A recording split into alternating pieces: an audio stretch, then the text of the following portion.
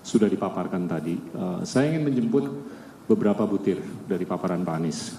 Yang pertama ini terkait dengan kesatuan dan bagaimana kita bisa mencapai kemakmuran yang utuh ke depan. Nah, ini saya mau coba kembangkan dalam konteks bagaimana dunia ini sudah berubah dalam beberapa dekade terakhir, yang mana kita menyaksikan tatanan dunia ini yang dulunya diwarnai dengan bipolaritas yang berubah menjadi unipolaritas, dan akhir-akhir ini telah menjadi multipolar.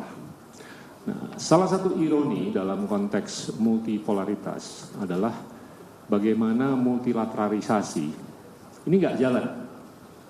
Seperti institusi multilateral yang kita lihat akhir-akhir ini itu tidak bisa berfungsi seperti apa yang kita saksikan sewaktu Paman Sam itu berkuasa.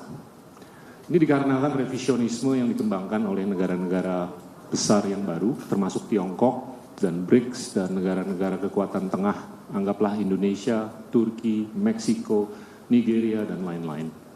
Semakin saya lihat kepentingan kita sebagai negara yang besar untuk menguatkan diri kita secara ekonomi.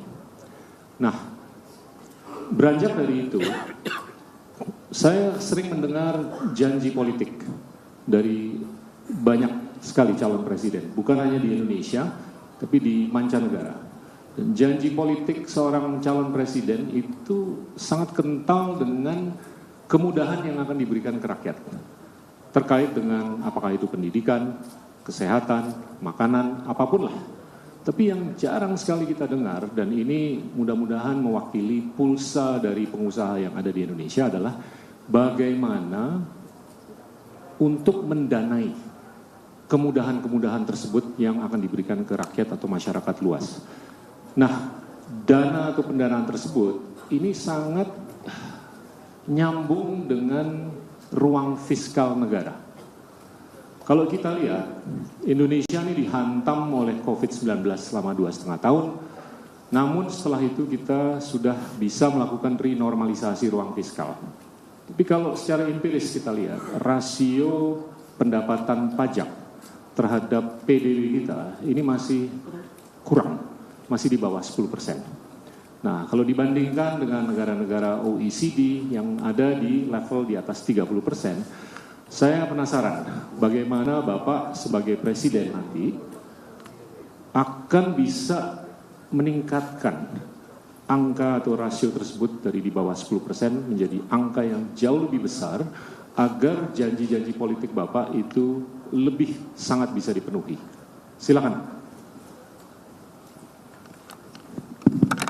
Makasih Pak Gita. Ini menarik karena Pak Gita mengambil sebelum masuk pada fiskal, ini pada kenyataan bahwa kita hidup di dalam sebuah dunia yang multipolar dan kita harus navigasi antar polar itu dan harus juga melakukan makin banyak agreement dengan multiple polar yang tidak bisa lagi kita hanya dengan 1-2 pihak. Saya rasa contoh seperti Vietnam, contoh seperti Malaysia itu patut untuk kita jadikan benchmark. Sehingga kerjasama global itu punya dampak domestik yang makin besar. Itu satu aja catatan karena kita berada di dalam satu setting yang multipolar seperti sekarang ini.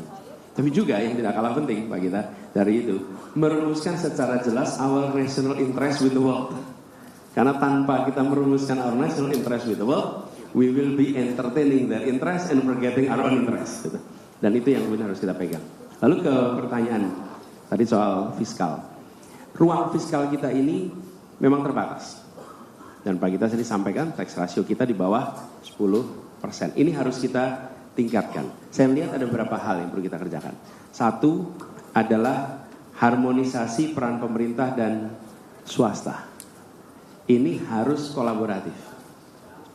Jadi tidak semua bertumpu pada APBN. Sebagian dari pembangunan kita ini bisa dikerjakan oleh swasta. Ruang itu harus dibuka. Dan kami memang berpandangan bahwa nanti saya bisa bahas lebih jauh. BUMN tidak boleh justru menjadi yang mematikan swasta. Karena BUMN justru harus memberi ruang kepada swasta. Dan ini juga apa ya, kalau saya baca-baca, para pendiri publik ini tuh tidak mendirikan BUMN untuk meningkatkan pendapatan pemerintah. Jadi karena itu crowd outing market itu. Jadi BUMN ini kan di negara. Kalau boleh saya sampaikan, filosofi ini kami terapkan di Jakarta Pak kita. Jadi bukan ini akan, no, this is not akan. Di sini ada mantan dirut Jakpro di situ. Itu diapal betul filosofi ini. Saya ulang-ulang setiap pertemuan BUMN. Pak Dwi Daryoto ini. Ini Pak Dwi Daryoto. Saya selalu menyampaikan begini. Pemerintah ini punya dua tangan. Satu namanya birokrasi, satu namanya korporasi. Okay? Tapi dua-duanya memiliki fungsi pembangunan. Untuk urusan-urusan yang memerlukan kelenturan, keleluasaan, kemudahan secara legal melakukan partnership dan lain-lain, gunakan jalan korporasi. Yang memerlukan bentuknya lebih pada regulatori, menggunakan unsur birokrasi. Tapi dua-duanya adalah untuk development goal. Ini tidak diciptakan untuk meningkatkan pendapatan pemerintah atau pemerintah bermain di pasar. Dan ini konflik of interest. Satu sisi tangan kanan jadi regulator, tangan kiri jadi market player. Of course it'll benefit itself itu. Jadi kita ini melalui, nah itu harus diluruskan. Justru dengan begitu, maka BUMN akan konsentrasi kepada hal yang sifatnya development. Nah, ruang untuk swasta terlibat menjadi besar dalam pembangunan kita. Itu hal pertama. Kemudian yang kedua adalah perbaikan di dalam sistem penerimaan kita. Ini serius sekali harus kita lakukan. Satu, pada aspek yang paling mudah itu kita berbicara tentang manajemennya. Kami melihat perlu ada badan penerimaan negara, yang itu beda dengan treasurer. Tapi ini badan penerimaan negara. Yang kedua, membereskan praktek bad governance di aspek revenue. Korupsi di aspek revenue itu overlook. Tapi korupsi di aspek spending itu heavily dimonitor. Kami malah melihat revenue di sini yang paling cepat menyelamatkan uang negara tuh uang udah terlanjur keluar, kembalinya susah. Tapi menyelamatkan pemasukan dari mulai persoalan bea cukai sampai perpajakan itu bocor-bocor di situ harus dikoreksi dan tidak bisa ditoleransi. Bagaimana itu? Harus mau memanfaatkan teknologi terbaru dan harus mau memanfaatkan orang-orang terbaik yang mengerti bidangnya untuk mengurusi ini. Jadi negara itu ngobrolnya bukan dengan sesama negara, ngobrolnya itu tanya nih, teman-teman bawa private sector pada bikin sistem semua beres-beres tuh. Nah, kenapa tidak? Apakah itu SAP ke, apakah itu Oracle ke, apakah itu apapun yang kemudian kita bangun modernisasi di situ sehingga kita bisa menyelamatkan revenue yang hilang. Dan sebuah tim sempat paparan kepada pimpinan-pimpinan pemerintah hari ini menggambarkan loss of revenue yang Pak Gita angkanya fantastis. Yang menurut saya itu harus dikoreksi dalam jangka pendek. Kemudian obviously sesuatu yang Pak Gita sudah katakan bertahun-tahun, I'm quoting you, perluasan tax base. Oke? Dari dulu Pak Gita ngomong perluasan tax base, ini harus segera dikerjakan. I think it's urgent. Nah, lalu yang berikutnya adalah mendorong industrialisasi. Mendorong terutama padat karya supaya kira-kiranya nih revenue pemerintah itu didapat bukan dengan mendorong BUMN untuk cari untung, tapi dengan pasar berkembang, pasarnya bayar pajak ke pemerintah, baru pemerintahnya dapat uang lebih banyak. Jadi kalau kita minta BUMN itu nambah pendapatan, that don't work. Menurut saya swastanya dimudahkan, marketnya growing, otomatis pajak kita akan meningkat. Dan ini yang menurut kami harus didorong ke depan. Saya mau ngupas sedikit aja. Mungkin bisa diberikan gambaran ke para pengusaha yang ada di forum ini. gambaran mengenai rejim pajak ke depan di kepresidenan Anies Baswedan itu kayak gimana? Mengingat bahwasanya negara-negara seperti Singapura dan teritori seperti Hong Kong, itu tax rate regime-nya sangat kompetitif. Di Singapura itu kurang lebih 17%, kita marginal tax rate-nya masih jauh di atas itu. Apakah ke depan itu ada prospek atau harapan untuk para pengusaha itu bisa lebih diberikan insentif untuk berusaha? Dan tentunya perlu pemikiran apakah pajak itu perlu dikenakan lebih ke hal-hal yang sifatnya konsumtif dan berkurang untuk hal-hal yang sifatnya produktif. Mungkin bisa diberikan gambaran. Ya, saya tadi katakan ketika mengambil keputusan itu fairness, Pak, nomor 1. Fairness, termasuk ketika sampai urusan pajak. Pajak ini harus ada unsur fairness.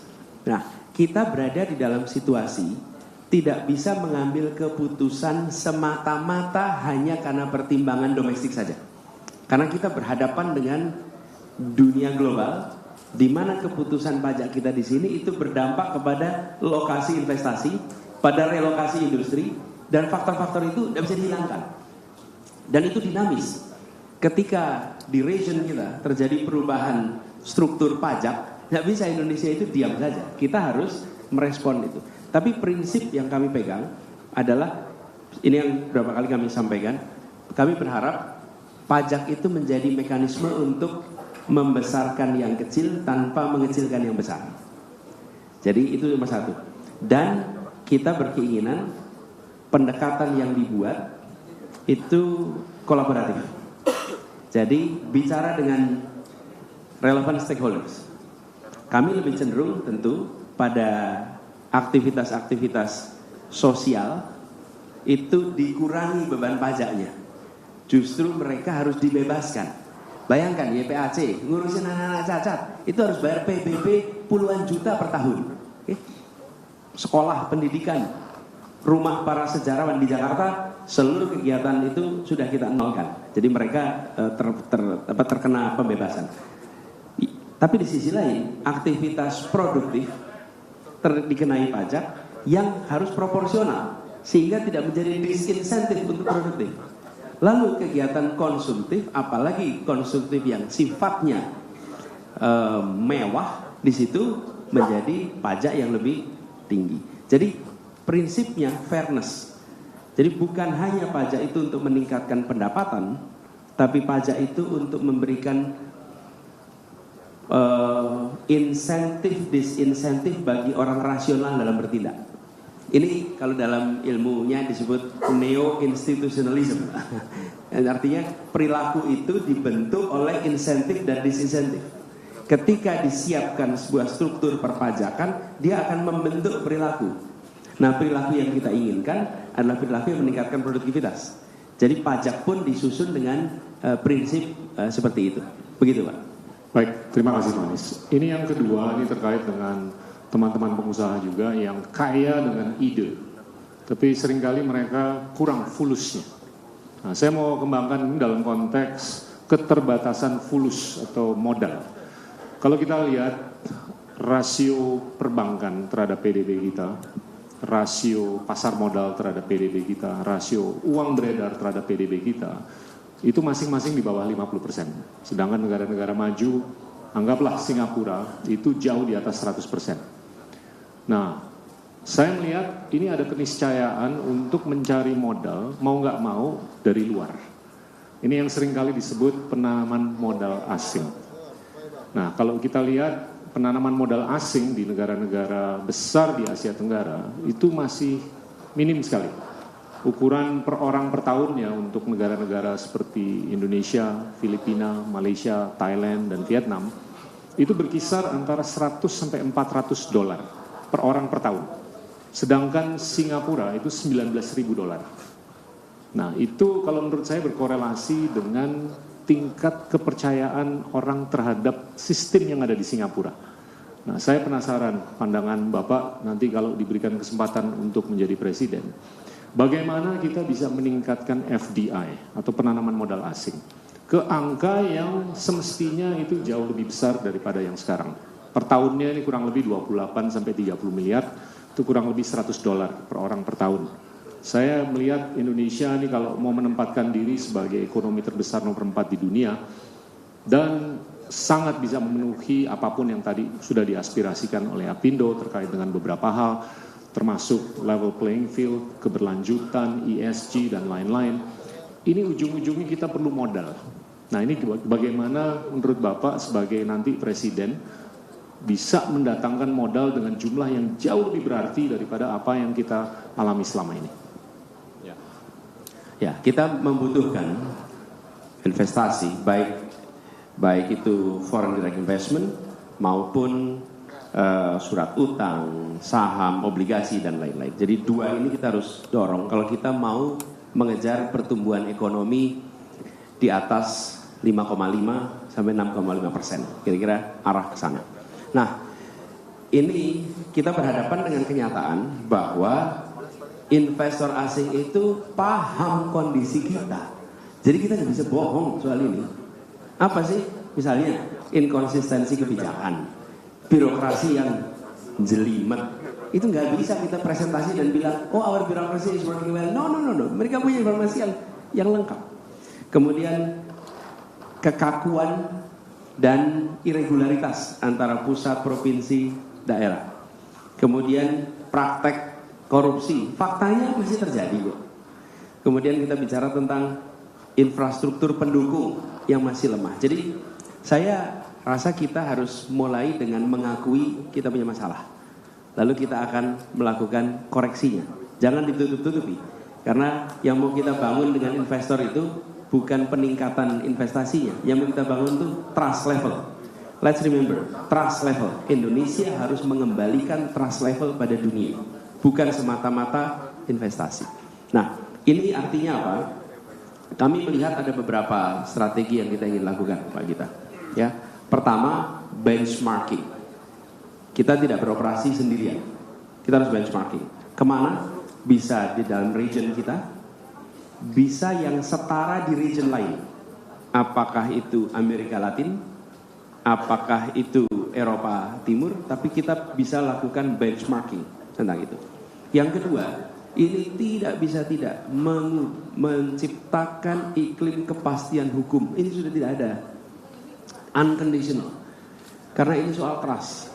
Bahkan saya sempat bicara dengan beberapa orang, selama perjanjian investasi itu tidak mau ditandatangani di Indonesia, tapi ditandatanganinya di Singapura atau di tempat lain, artinya mereka nggak percaya dengan sistem hukum kita.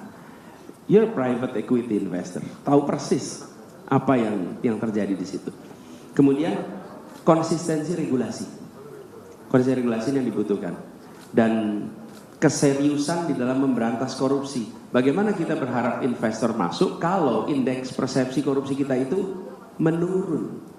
Dunia membutuhkan indeks persepsi korupsi yang meningkat dan keseriusan di dalam membereskan soal korupsi. Yang lain-lain itu teknokratik, apakah itu logistik dan lain-lain. Nah, manusia berkualitas itu take time untuk melakukannya. Jadi saya melihat reform di bidang hukum, birokrasi ini mendasar. Apa bekal yang mau dikerjakan? Pertama, soal konsistensi kebijakan. Bapak Ibu sekalian, saya bersyukur sekali mendapatkan kesempatan bertugas di kabinet.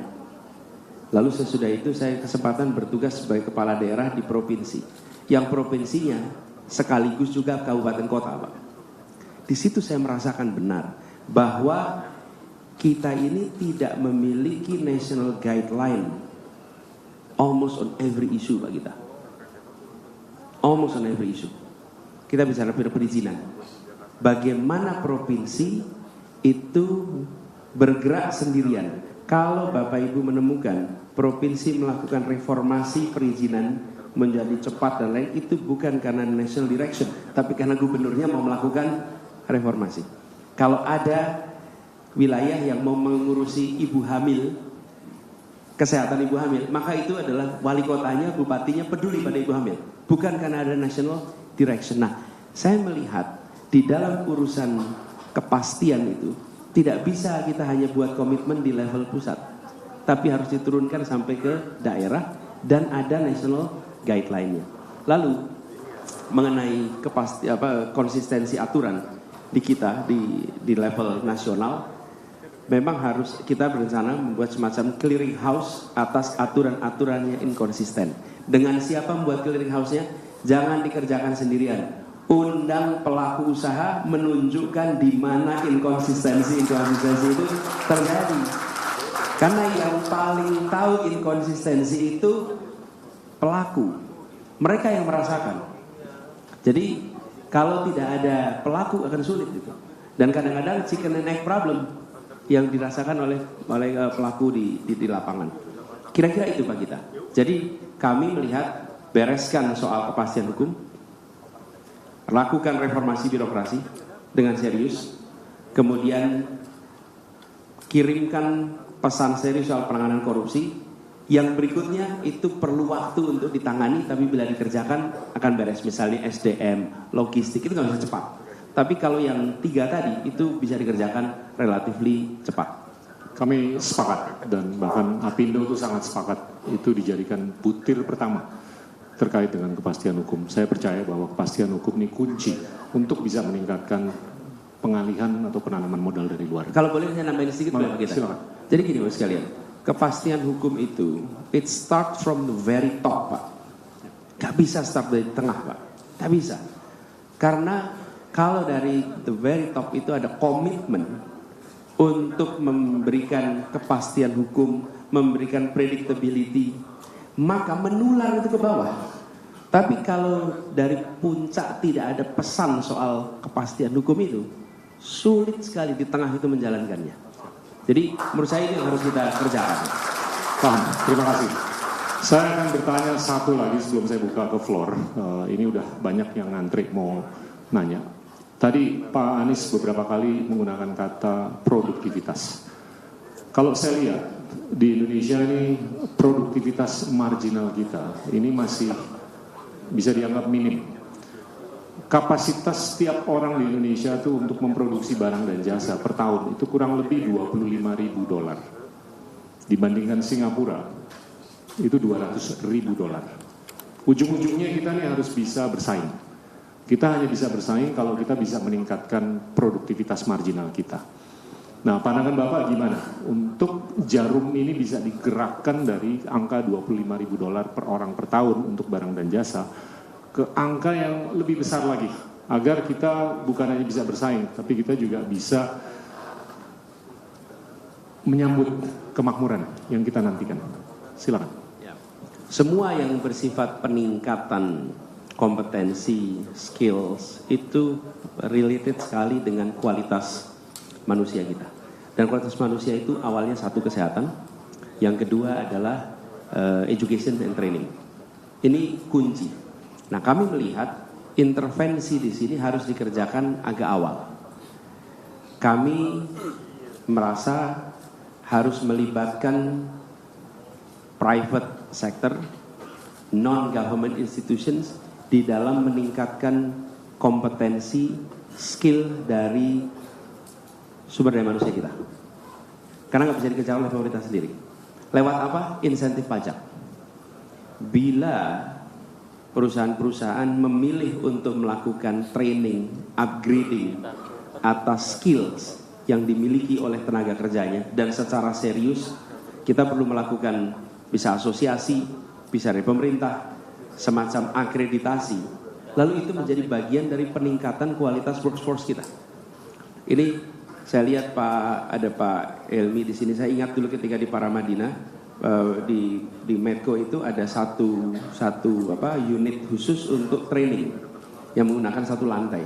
Itu secara khusus everybody going through training. Nah, belum tentu dia akan berada di perusahaan ini, tapi mungkin mereka akan ke tempat lain. Tapi kita akan meningkatkan itu. Bayangkan bila itu kita bisa scale up. Yang kedua adalah PKBM. PKBM itu pusat kegiatan belajar masyarakat. Ini akan sangat membantu untuk meningkatkan skill labor kita yang masuk di sektor mikro dan kecil. Kenapa? Karena PKBM itu memberikan pelatihan-pelatihan yang sangat aplikatif, yang itu akan membantu untuk usaha kecil dan mikro untuk berkembang. Sehingga harapannya nanti produktivitas kita akan bisa meningkat. Dan bila itu dikerjakan secara sistemik, maka kita akan bisa mencapai atau menyaksikan perubahan. Saya sampaikan apa istilahnya sistemik itu. Sistemik itu begini, Pak. Kita sudah sering menyaksikan program pemerintah itu besar pada saat diluncurkan, lalu mulai lambat pada saat eksekusi. Terus ketika di ujung ada monitoring. Kami tidak kerjakan itu di Jakarta, Pak kita. Jadi saya izin sedikit memberikan gambaran. Pada saat kami bertugas di Jakarta, kami mencoba untuk mengubah agar program itu bisa dimonitor sampai ke ujung. Karena kalau tidak bisa dimonitor sampai ke ujung, maka yang terjadi adalah luncurkan program PKPM, habis itu nggak ada monitoring. Nah, kami membuat sebuah sistem delivery monitoring yang itu alhamdulillah di Jakarta memastikan semua yang dulu jadi janji politik, jadi program, jadi kegiatan, itu di ujung tereksekusi sampai habis. Ada monitoringnya. Bahkan kalau di birokrasi Jakarta mereka hafal, ini termasuk yang BUMD, namanya F8K. Formulir 8 kolom. Formulir 8 kolom itu artinya apa? Semua kegiatan itu ada sistem monitoringnya 8 kolom, tiap 2 minggu sekali dimonitor. Jadi kalau Bapak lihat di Jakarta, despite COVID, JIS bisa jadi, 300 km trotoar jadi, 400 taman selesai, sekolah net zero terjadi. Kenapa? Bukan karena apa-apa, karena mesin organisasinya digerakkan. Digerakkan pakai sistem. Sistemnya itu delivery unit. Kebetulan saya dulu belajarnya soal delivery unit. Bagaimana keputusan politik itu ditransform menjadi mesin birokrasi yang berfungsi. Sehingga kemudian sampai ke ujung itu jalan. Nah, yang kita tidak miliki hari ini itu adalah memastikan bahwa keputusan politik itu tereksekusi sampai ke ujung. Ini tidak bisa dikerjakan oleh inspektur, tidak bisa dikerjakan oleh birokrasi sendiri. Harus ada delivery unit. Yang biasa disebut kalau di Inggris namanya Prime Minister Delivery Unit, Presidential Delivery Unit. Kalau di kami di Jakarta namanya TGUPP, Tim Gubernur untuk Percepatan Pembangunan. Itu isinya 56 orang, ensuring every program itu deliver sampai ke ujung. Sehingga decision dari pimpinan itu menjadi action, menjadi result. Nah, ini yang kami ingin tawarkan. Jadi bukan sekedar this is the remedy gitu. Kalau itu akademisi bisa mengerjakan, Pak. Tapi begitu sampai kepada eksekusi itu diperlukan manajemen, dan manajemen pemerintahan itu harus sampai ke ujung dengan sistem monitoring yang jelas. Jadi kami bisa sampaikan dalam kesempatan ini bahwa identifying problem is good, offering great solution is better, tetapi ensuring completion of delivery, that's the main end game kalau istilahnya Pak Gita kira-kira. Siap. Terima kasih Pak Anies. Saya izin buka ke floor yang ingin bertanya. Pertama ini Bu Ning Wahyu Astuti. Tolong mikrofon. Ya. Ini terkait dengan ketenaga kerjaan. Selamat pagi Pak Anies. Terima kasih Pak Gita. Saya Ning Wahyu, saya Ketua DPP Apindo dengan jumlah pemilih terbesar di Indonesia Pak Anies, yaitu Jawa Barat. Topik yang akan saya tanyakan terkait dengan ketenaga kerjaan, khususnya di pengupahan, di mana kebijakan pengupahan berkaitan erat dengan demonstrasi buruh. Yang selalu berulang ya, ini setiap tahun. Dan bahkan kita juga tahu bahwa kesepakatan kenaikan upah ini bahkan yang sudah disetujui di Dewan Pengupahan kemudian itu diabaikan sehingga menimbulkan ketidakpastian dan juga inefisiensi.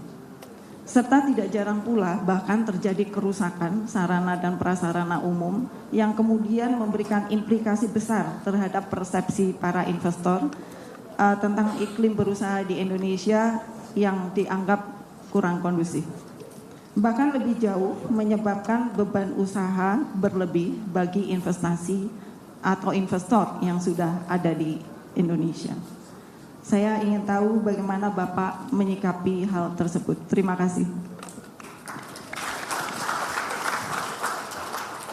Ya, ini satu persoalan klasik yang muncul tahunan, menimbulkan ketidakpastian di tiga pihak, ya di pengusaha, ya di buruh, ya di pemerintah. Di pemerintah juga gitu, menjelang Oktober itu menjelang pusing tuh, sama aja. Karena itu kemudian mulai itu, tarik menarik setiap tahun begitu.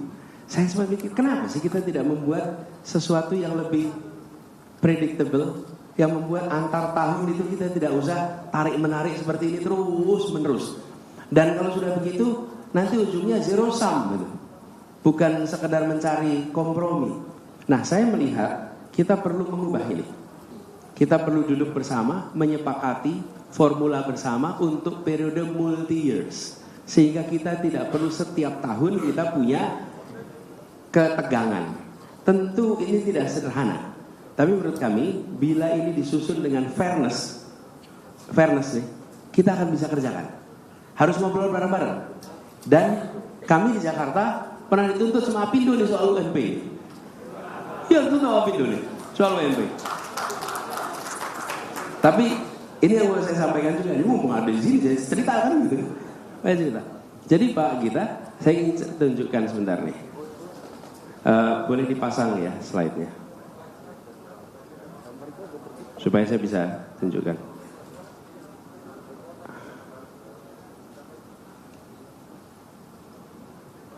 Jadi sekalian tadi saya sampaikan, how do I make decision?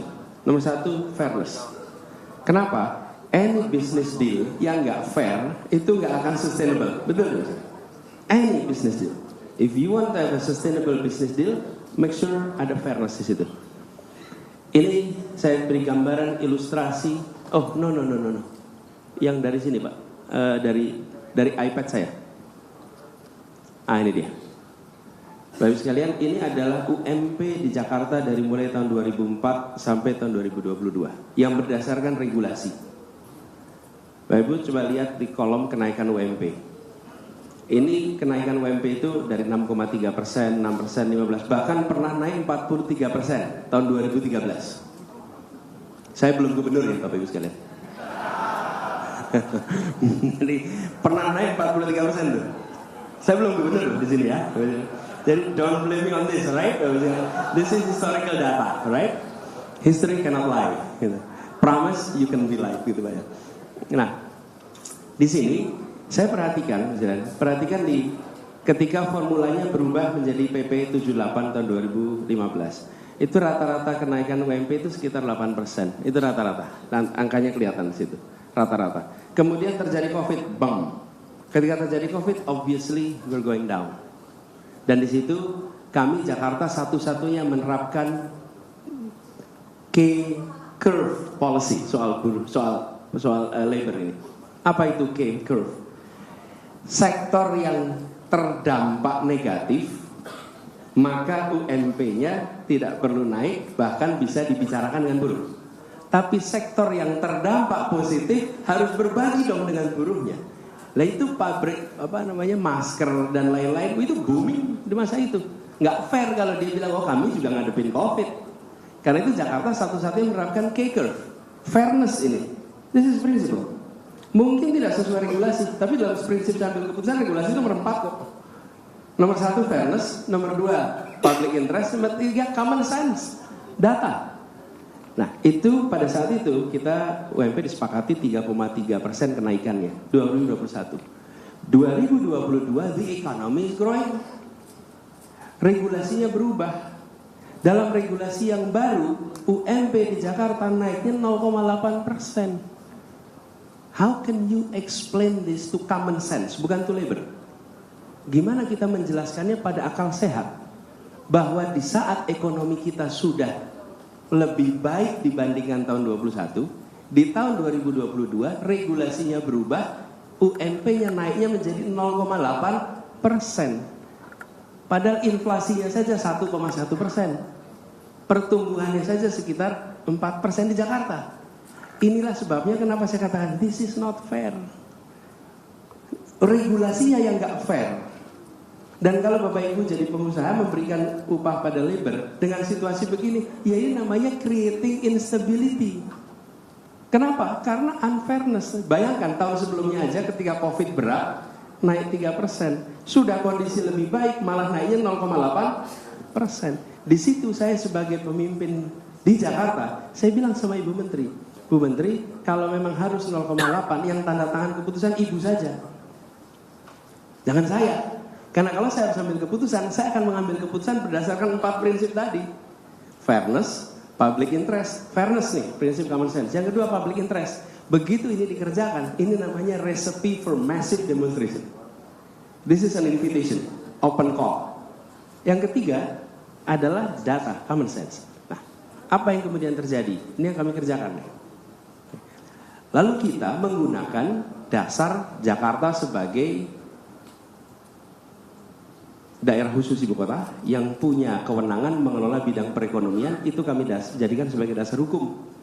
Bukan melawan pemerintah, dasar hukumnya berbeda. Dasar hukumnya adalah keusuhan ibu kota, lalu kita menerapkan keputusan yang menaikkan menjadi 5,1% menggunakan rumus yang digunakan sebelumnya. Yang digunakan tahun sebelumnya menjadi 5,1, tidak 8% juga, tapi juga bukan 0,8. Di situ saya sampaikan kami membutuhkan your wisdom juga. Secara regulatori kami dianggap salah karena berbeda dengan aturan. Tapi kami lihat aturannya nggak adil ini. Di situ Pak Gita yang saya hadapi. Nah, kami berharap ke depan kita nggak terlibat yang begini terus nih. Setiap bulan Oktober selalu tarik-narik, dan uniknya kalau di Jakarta itu pelantikan gubernur itu tanggal 17 Oktober. Jadi begitu dilantik dia langsung berurusan dengan UMP. Iya, lah kan keputusannya 31 Oktober. Jadi saya ingat persis ini. Nah, menurut saya harus diubah. Menurut kami begini, tadi kami sampaikan, kita memerlukan perekonomian yang growing. Di sisi lain, industrial relation yang sehat. Dan sehat itu adalah dengan cara pandang mengatur fairness. Kalau ini saya tunjukkan nih, kita nggak kembalikan ke 8%, tapi ke 5,1 untuk fairness. Lalu kita berharap ada kepastian multi years, yang itu bisa direview, yang barangkali kita bisa gunakan benchmark negara-negara lain. Bagaimana di negara-negara lain itu rumusan disusun sehingga menimbulkan predictability. Kalau tidak, dunia usaha juga sulit membuat perencanaan apabila tidak ada predictability. Begitu kira-kira. Jelas Pak Anies. Terima kasih. Pertanyaan kedua ini Tigor Siahaan. Ini terkait dengan UMKM. Monggo, silakan Pak Tigor. Mikrofon. Terima kasih Pak Gita. Selamat pagi Pak Anies. Saya Tigor Siahaan dari Ketua Pindo Bidang Perbankan, Jasa Keuangan dan Perpajakan. Pertanyaan memang UMKM tapi juga penciptaan lapangan kerja yang kita tahu 97% dari pekerja di Indonesia itu di UMKM. Saya baca visi dan misinya Pak Anies dan tim secara detail, memang sangat komprehensif ya, 148 halaman. Dan salah satu di situ ditulis bahwa pengangguran di Indonesia itu 8 juta jiwa. Tapi kalau dihitung dengan rumus yang kita hitung itu pernah bekerja 1 minggu terakhir dibayar ataupun tidak. Jadi memang banyak yang nggak tahu tuh. Saya memang lihat di deskripsinya memang dicantumkan dibayar ataupun tidak, walaupun dia bekerja 1 jam minggu yang lalu, itu dianggap bukan pengangguran. Kalau dihitung, ini seperti dideskripsikan di visi dan misinya Pak Anies juga, kalau dihitung 35 jam kerja dan dibayar, pengangguran di Indonesia itu bisa 50 juta sebenarnya. 50 juta yang sekarang Pak. Nah, pertanyaan saya, karena kebanyakan juga di UMKM dan juga kita pengusaha sangat tertarik bagaimana sebenarnya kelangsungan Indonesia ini ke depannya yang disokong oleh orang yang bekerja, yang memberikan konsumsi dan sebagainya. Pak Anies itu di benaknya bagaimana sih 50 juta orang ini, bagaimana memberikan kerja kepada mereka?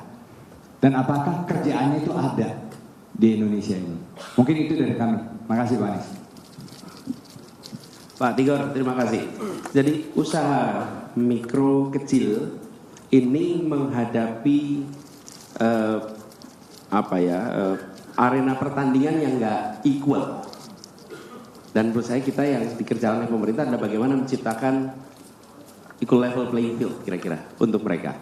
Satu, apakah mereka mendapatkan akses atas pasar yang baik?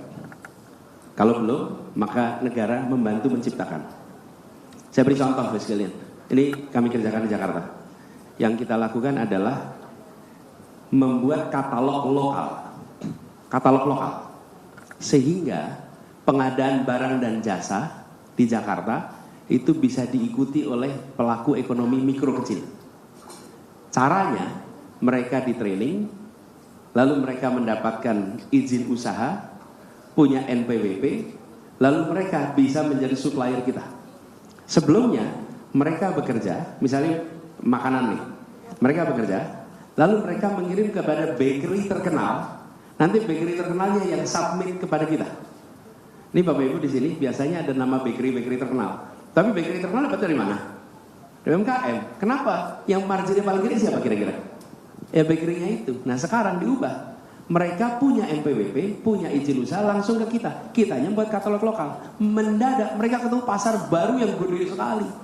Lalu kami menerima makanan-makanan itu langsung dari produsen. That's one.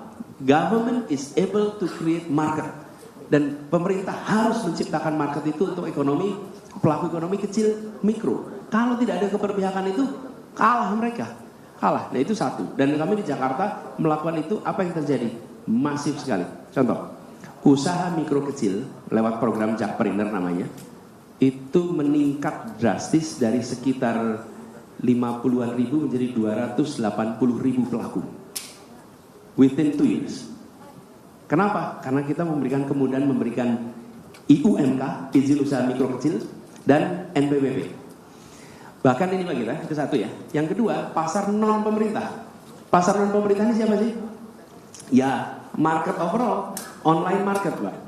Nih, anekdotal tapi true story. Kita bagi-bagi IUMK. Itu waktu bagi-bagi Pak Sofyan ketika datang ke warung-warung Pak, itu banyak warung-warung itu datangi petugas itu resistant.